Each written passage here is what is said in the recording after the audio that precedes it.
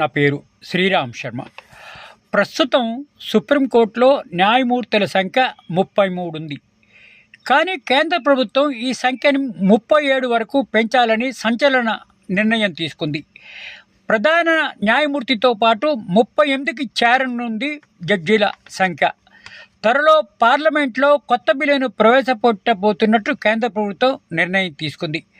రోజుకు కేసుల సంఖ్య పెరిగి పెండింగ్లో పడుతున్న కారణంగా కేంద్ర ప్రభుత్వం సుప్రీంకోర్టు న్యాయమూర్తుల సంఖ్యను 33 నుంచి 37కు పెంచాలని నిర్ణయం తీసుకుంది. ఈ సవరణ బిల్లును కేంద్ర ప్రభుత్వం త్వరలోనే పార్లమెంట్లో ప్రవేశపెట్టనుంది. ఎందుకు ఇట్లా న్యాయమూర్తుల సంఖ్య పెంచాలి అంటే, కేసుల సంఖ్య ఎక్కువగా ఉంది పెండింగ్లో.